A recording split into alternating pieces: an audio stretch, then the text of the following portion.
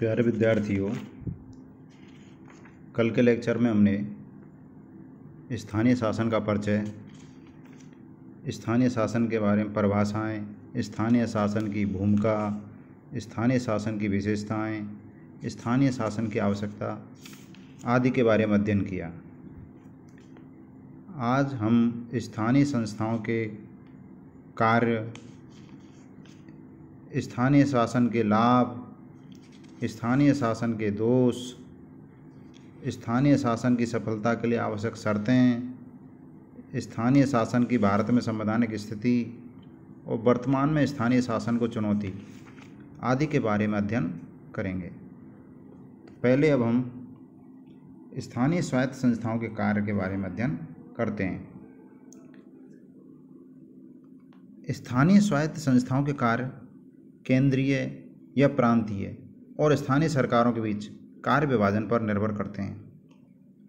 स्थानीय प्रकृति के विषयों का प्रबंध स्थानीय सरकारों को सौंप दिया जाता है। वर्तमान में स्थानीय शासन संस्थाओं द्वारा किए जाने वाले कार्यों का महत्व और उनकी संख्या बढ़ती जा रही है। वर्तमान में प्रमुख रूप से निम्नलिखित कार्य स्थानीय शासन संस्थाओं द्वारा संपादित किए जाते हैं। सांस्कृतिक विकास के कार्य जैसे अध्ययन केंद्रों का संचालन, पुस्तकालय, वाचनालय, अजायब घर की स्थापना और सांस्कृतिक विकास के अन्य कार्य संपादित किए जाते हैं। दूसरे कार्य हैं सामाजिक व स्वास्थ्य रक्षा संबंधी कार्य। इसके अंतर्गत स्थानीय संस्थाओं द्वारा दो प्रकार के कार्य किए जाते हैं: रोगों की रोकथाम और रोगों की चिकित्सा। रोगों की रोकथाम के लिए सड़कों और नालियों की सफाई, शुद्ध पेयजल की व्यवस्था, स्वास्थ्य घरों का निर्माण, सड़े गले फलों, मिठाइयों और दूषित पदार्थों के विक्रय पर प्रतिबंध, छूत के कीटाणुओं को नष्ट करना और महामारियों को रोकने के लिए टीके की व्यवस्था आदि कार्य करती हैं। और रोगों की चिकित्सा के लिए चिकित्सा गृह, प्रसूति गृह, औषधालय, मातृ मंदिर और शिशु गृहों की स्थापना एवं उनका प्रबंध किया जाता है। अगला कार्य है सार्वजनिक उपयोगिता के कार्य, जैसे सड़कों का निर्माण, उनका रखरखाव, बिजली, पानी, रोशनी की व्यवस्था, यातायात के साधनों की व्यवस्था। अगला कार्य है सार्वजनिक सुविधा, जैसे सड़क, पुल, ट्राम, छोटी रेल आदि का प्रबंध करना, जनता के लिए घाट, स्नान गृह, तैरने के तालाब, पार्क, उद्यान, सिनेमा, सर्कस और नाटक जैसे आमोद प्रमोद के साधनों की व्यवस्था की जाती है। अगला कार्य सार्वजनिक सुरक्षा। स्थानीय संस्थाएं जनता के सुधार का कार्य करती हैं, जैसे आपराधिक प्रवृत्तियों का दमन, अपराधों की रोकथाम आदि कार्य। अगला कार्य है सार्वजनिक सुविधा, जैसे अग्निकांड से बचाव और आग बुझाने की व्यवस्था, मेले की सुरक्षा आदि का प्रबंध करना। अगला कार्य सार्वजनिक लाभ, जैसे नागरिकों को दिन प्रतिदिन के उपयोग की वस्तुएं सस्ती, शुद्ध एवं गुण की दृष्टि से श्रेष्ठ रूप में प्रदान की जाती हैं। इसी उद्देश्य से अनेक स्थानीय संस्थाएं अंडा, रोटी, सब्जी, दूध आदि का व्यापार करती हैं। इसी प्रकार बिजली, गैस और शीतल तथा गर्म जल का भी व्यापार किया जाता है। स्थानीय संस्थाओं के उपयुक्त कार्यों के विवेचन से स्पष्ट है कि उनका कार्य क्षेत्र बहुत ही विस्तृत है और वे गर्भ स्थल से शमशान तक नागरिकों की सेवा करते हैं। स्थानीय संस्थाओं के आय के साधन। इन कार्यों को संपादित करने के लिए स्थानीय संस्थाओं को बड़ी मात्रा में धन की आवश्यकता होती है और धन को प्राप्त करने के लिए अनेक स्थानीय कर लगाए जाते हैं। इन करों में मकान, बिजली, पानी, सड़क, सवारी और बाहर से आने वाले माल पर चुंगी आदि मुख्य होते हैं। सिनेमा, नाटक घरों, मेलों आदि मनोरंजन के साधनों पर भी कर लगाया जाता है। इन करों से प्राप्त राशि का एक बड़ा भाग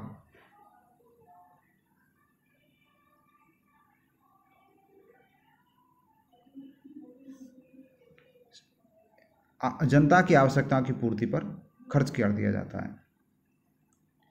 स्थानीय स्वशासन के लाभ। स्थानीय स्वशासन के प्रमुख लाभ निम्नलिखित कहे जा सकते हैं। पहला, स्थानीय विषयों का कुशलतापूर्वक प्रबंध। यदि स्थानीय संस्थाएं ना हों तो स्थानीय विषयों का प्रबंध या तो केंद्रीय या प्रांतीय सरकार द्वारा किया जाएगा। इन सरकारों से संबंधित कर्मचारी ना तो स्थानीय समस्याओं की पृष्ठभूमि से परिचित होते हैं और ना ही स्थानीय उन्नति में विशेष रुचि रखते हैं।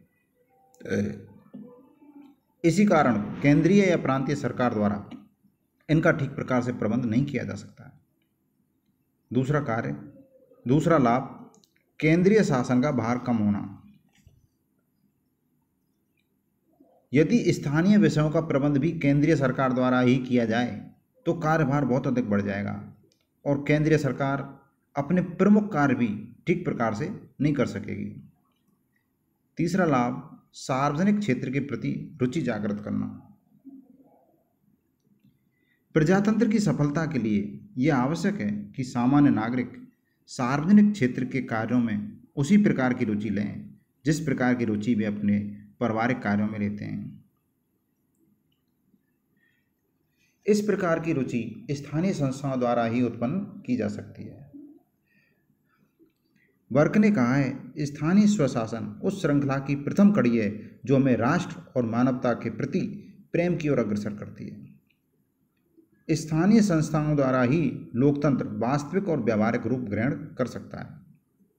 अगला लाभ, राजनीतिक शिक्षण का महत्वपूर्ण साधन। स्थानीय संस्थाओं के द्वारा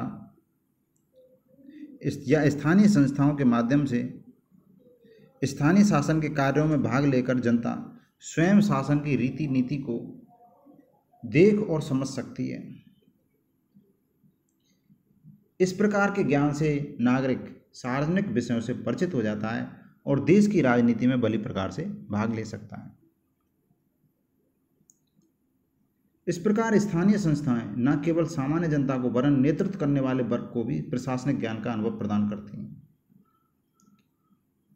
चर्चिल, सरदार पटेल और नेहरू जैसे सर्वमान्य नेताओं ने अपना सार्वजनिक जीवन स्थानीय संस्थाओं के माध्यम से शुरू किया था। लास्की ने अपनी पुस्तक ग्रामर ऑफ पॉलिटिक्स में कहा है कि केवल उन्हीं व्यक्तियों को केंद्रीय सरकार या प्रांतीय सरकार के क्षेत्र में प्रतिनिधि के रूप में अपना कार्य करने का अधिकार प्राप्त होना चाहिए जो इससे पूर्व कम से कम 3 वर्ष तक स्थानीय संस्थाओं में प्रतिनिधि के रूप में कार्य कर चुके हों। अगला लाभ, स्वतंत्रता और देशभक्ति की भावना उत्पन्न करना। स्थानीय क्षेत्र में स्वतंत्रता का आनंद प्राप्त करने के बाद नागरिक राष्ट्रीय क्षेत्र में भी स्वतंत्रता की प्राप्ति और रक्षा के लिए तत्पर और जागरूक रहते हैं। अगला लाभ, नौकरशाही की शक्तियों को सीमित करना। राज कर्मचारियों की शक्ति अधिक नहीं बढ़ पाती क्योंकि उनका बहुत सा कार्य स्थानीय संस्थाओं द्वारा संपादित कर दिया जाता है। मितव्ययता, जनता के प्रतिनिधियों को किसी प्रकार का वेतन नहीं देना होता, अतः शासन में होने वाला व्यय बच जाता है, समय की भी बचत होती है। स्थानीय संस्थाएं बड़ी ही शीघ्रता के साथ प्रशासनिक कार्य करती हैं। शासन में जन सहयोग, लोकतंत्र में शासकीय कार्यों में जनता का सहयोग अनिवार्य होता है। ब्रायस के शब्दों में स्थानीय संस्थाएं लोगों को न केवल दूसरों के लिए कार्य करना सिखाती हैं वरन उसके साथ मिलकर कार्य करना भी सिखाती हैं।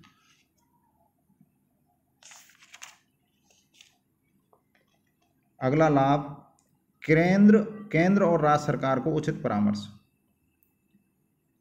किसी प्रस्तावित विधि या योजना के संबंध में केंद्रीय या प्रांतीय सरकार स्थानीय संस्थाओं से महत्वपूर्ण जानकारी और उचित परामर्श प्राप्त कर सकती है।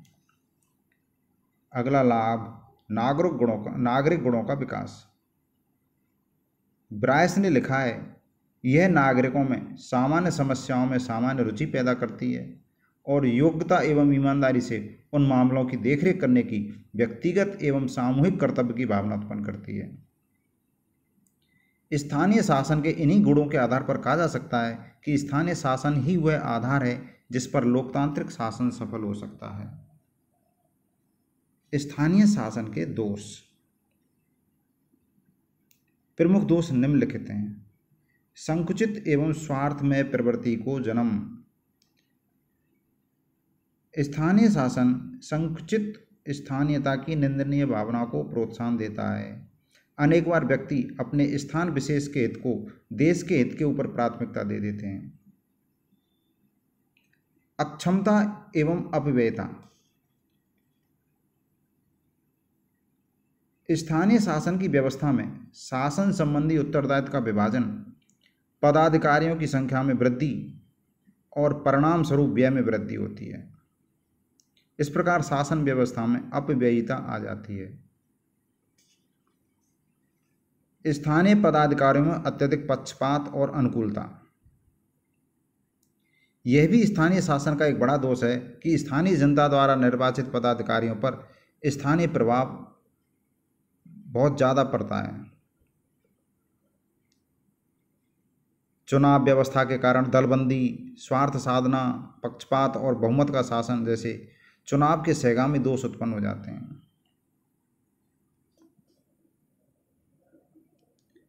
अब हम चर्चा करते हैं स्थानीय शासन की सफलता के लिए आवश्यक शर्तें। कई बार स्थानीय शासन संस्थाएं सफलतापूर्वक कार्य नहीं कर पाती और ये संस्थाएं जनता की सेवा करने के बजाय दलबंदी, बेईमानी, जालसाजी, रिश्वत और झूठ का साधन बन जाती हैं। इस प्रकार की बुराइयां पैदा होने का प्रमुख कारण निम्न है। नंबर 1, उच्च नैतिक चरित्र।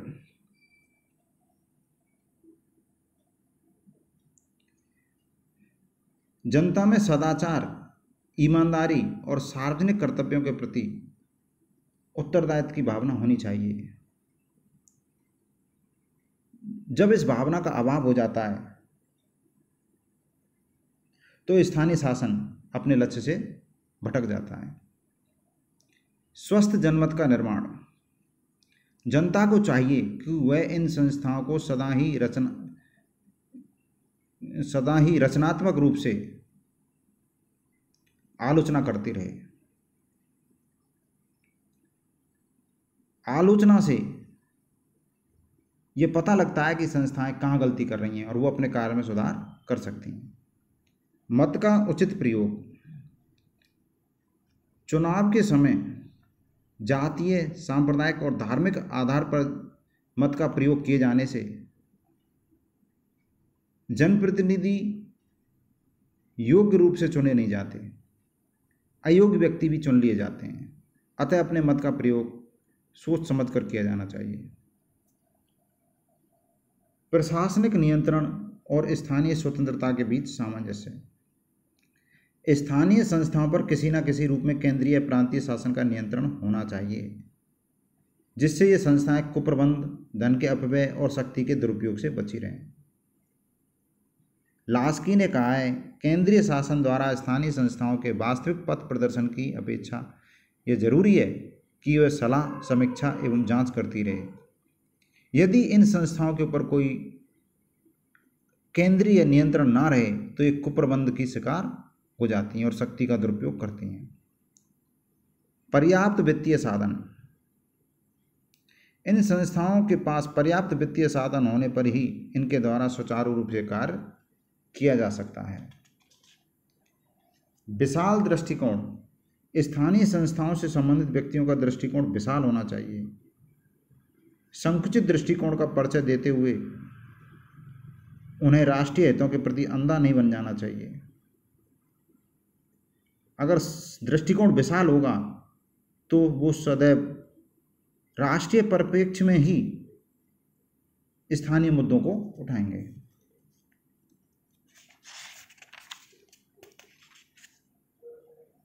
स्थानीय स्वशासन के संगठन के सिद्धांत।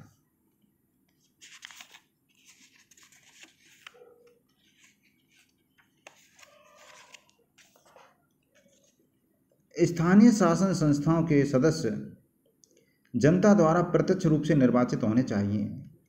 प्रत्यक्ष निर्वाचन नागरिकों में सार्वजनिक क्षेत्र के प्रति रुचि और प्रजातांत्रिक नियंत्रण की व्यवस्था करता है। स्थानीय शासन के चुनावों के लिए क्षेत्र निर्धारित करने में भौगोलिक स्थिति, जनसंख्या का घनत्व और अन्य आवश्यक बातों का ध्यान रखा जाना चाहिए। स्थानीय संस्थाओं को अधिक से अधिक शक्ति प्रदान की जानी चाहिए। स्थानीय संस्थाओं के अंतर्गत स्थायी पदों पर नियुक्ति योग्यता के आधार पर की जानी चाहिए। केंद्र को नियंत्रण और स्थानीय मामलों में हस्तक्षेप की शक्ति प्राप्त होनी चाहिए, किंतु इस शक्ति का प्रयोग बहुत ही सावधानीपूर्वक किया जाना चाहिए।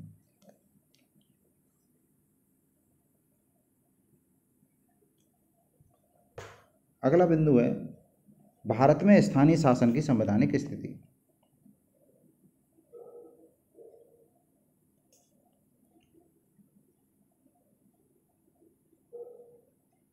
सातवें शेड्यूल में कहा गया है कि स्थानीय शासन अर्थात म्युनिसिपल कॉरपोरेशन, इम्प्रूवमेंट ट्रस्ट, जिला परिषद, खदान अपकरण और स्थानीय स्वशासन तथा ग्राम प्रशासन के हेतु अन्य स्थानीय उपकरणों का गठन एवं शक्तियां।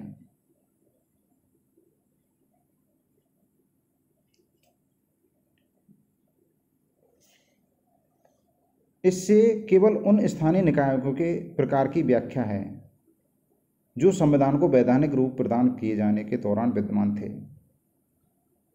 इस व्याख्या में निर्वाचित निकायों एवं नामित निकायों को एक ही स्तर पर रखा गया है, जो स्पष्ट रूप से स्वीकार किए जाने योग्य नहीं है। तो यह एक कमी थी, संवैधानिक कमी, कि संविधान में स्थानीय शासन को स्थान नहीं दिया गया था।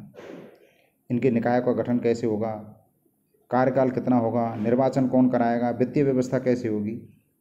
इस कमी को दूर करने के लिए 1993 में स्थानीय शासन संस्थाओं को संवैधानिक स्थिति प्रदान की गई। 1993 तक भारत में स्थानीय शासन राज्यों के विवेक पर निर्भर था। संविधान का 73वां संशोधन जो 1993 से लागू हुआ, वो इन कमियों को दूर कर देता है। अनुच्छेद 243 में जिला परिषद, ग्राम सभा, पंचायत आदि की परिभाषा दी गई है। अनुच्छेद 243 में ग्राम सभा की शक्तियों, पंचायतों के गठन, सीटों के आरक्षण, पंचायत की अवधि, वित्त आयोग के गठन, पंचायत की लेखा परीक्षण और लेखा का उल्लेख है। संविधान में अब एक नई सूची है, 10वीं सूची के बाद 11वीं सूची। संविधान के भाग 9 में, ये भाग 9 1992 में जोड़ा गया। इसमें पंचायती राज के ढांचे संबंधी संगठनात्मक, क्रियात्मक और वित्तीय पहलुओं का उल्लेख है। राज्य की विधायिकाओं को इन कार्यों के लिए कानून बनाने का अधिकार दिया गया है। कौन कौन से अधिकार दिए गए हैं विधायिकाओं को? कि पंचायतों को कतिपय प्रकार के कर, ड्यूटी, चुंगी तथा शुल्क उगाने, संग्रह करने और विनियोग करने के लिए। दूसरा, पंचायतों के लिए कतिपय प्रकार के कर, ड्यूटी, चुंगी निर्धारित करना जो राज्य सरकार द्वारा उगाए और संग्रह किए जाएंगे। तीसरा, राज्यों की संचित निधि से पंचायतों के लिए सहायक अनुदान प्रदान करने का प्रावधान करना। चौथा, पंचायतों द्वारा प्राप्त समस्त धन क्रेडिट करने और ऐसे धन को निकालने के लिए निधियों के गठन का प्रावधान करना।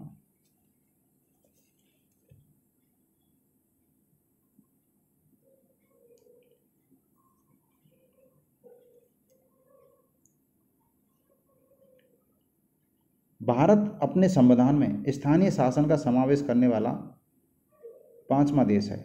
अन्य 4 देश जर्मनी, जापान, ब्राज़ील एवं नाइजीरिया हैं।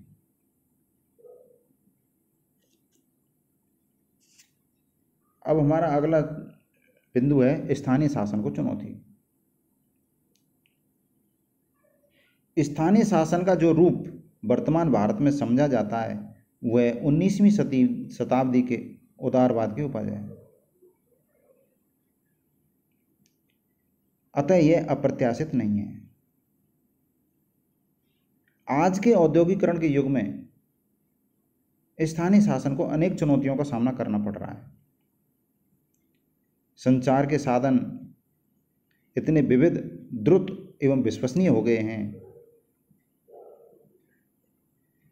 कि जिन मामलों को स्थानीय समझा जाता है उनकी सूचना केंद्र को तुरंत दी जा सकती है और उसके निर्णयों को अविश्वसनीय शीघ्रता के साथ वापस संप्रेषित किया जा सकता है।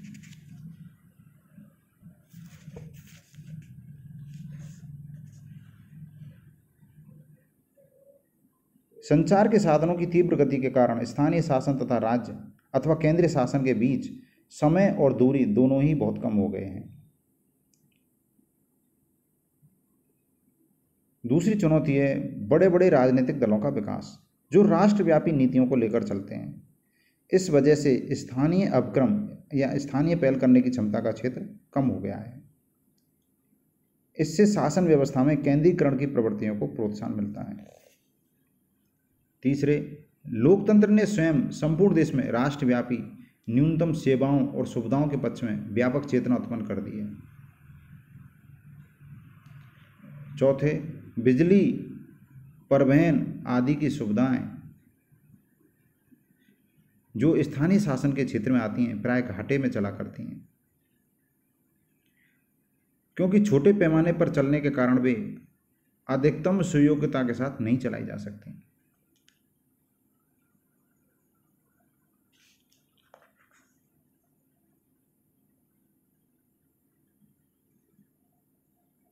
अंत में